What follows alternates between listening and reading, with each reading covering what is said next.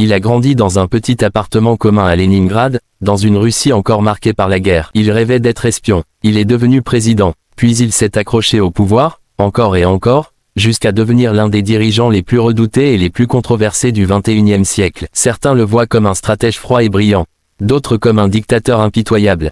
Mais une chose est sûre, Vladimir Poutine ne laisse personne indifférent. Aujourd'hui, on va te raconter toute son histoire, depuis ses débuts modestes, jusqu'à la guerre en Ukraine, en passant par le KGB, les manipulations politiques, et les années noires de la Russie. Si tu n'es pas encore abonné, abonne-toi maintenant pour ne rien rater des prochaines vidéos. Allez, installe-toi bien.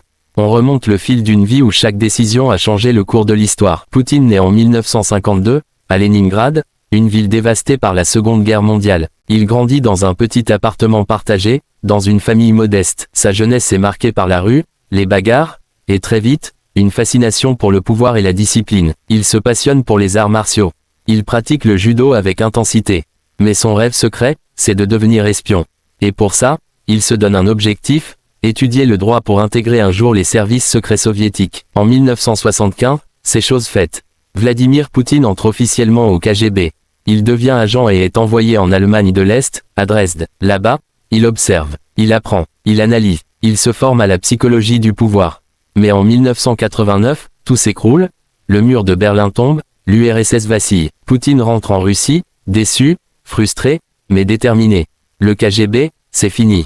Mais sa soif de pouvoir, elle, ne fait que commencer. Dans les années 1990, la Russie est en crise. Le pays est gangrené par la corruption, la misère, les mafias. C'est dans ce chaos que Poutine se rapproche du maire de Saint-Pétersbourg. Il gravit les échelons politiques à une vitesse fulgurante. En 1998, il devient chef du FSB, l'héritier du KGB. Un an plus tard, contre toute attente, Boris Yeltsin le nomme Premier ministre. Puis en décembre 1999, Yeltsin démissionne. Et voilà Vladimir Poutine propulsé président par intérim. En 2000, il est élu président. Il promet de restaurer la puissance russe, de rétablir l'ordre, de vaincre les séparatistes en Tchétchénie. Mais très vite, il concentre les pouvoirs. Les médias sont muselés, les opposants réduits au silence.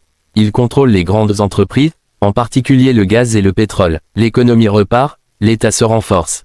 Pour beaucoup de Russes, Poutine incarne la stabilité après le chaos. Mais à quel prix? En 2008, la Constitution l'empêche de faire un troisième mandat consécutif. Alors il place Dimitri Medvedev à la présidence, et devient Premier ministre. Mais tout le monde comprend, c'est lui qui dirige dans l'ombre. En 2012, il revient officiellement au pouvoir.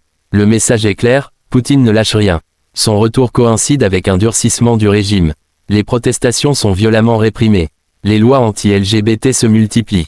Et surtout, il rêve de restaurer la grandeur de l'Empire russe. En 2014, il annexe la Crimée, déclenchant un choc international. L'Occident impose des sanctions. Mais pour beaucoup de Russes, c'est une fierté nationale. Poutine se pose alors en défenseur de la Russie contre l'Occident. Il soutient Bachar al-Assad en Syrie. Il renforce l'armée. Il se prépare. Le 24 février 2022, le monde bascule.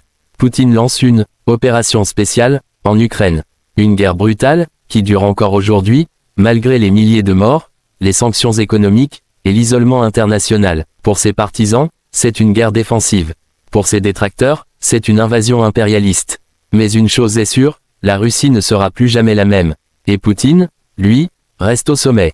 Vladimir Poutine, c'est l'histoire d'un homme venu de rien, obsédé par l'ordre, la puissance et le contrôle. Un maître du pouvoir, qui a su transformer une faiblesse personnelle en domination politique. Reste à savoir, jusqu'où ira-t-il?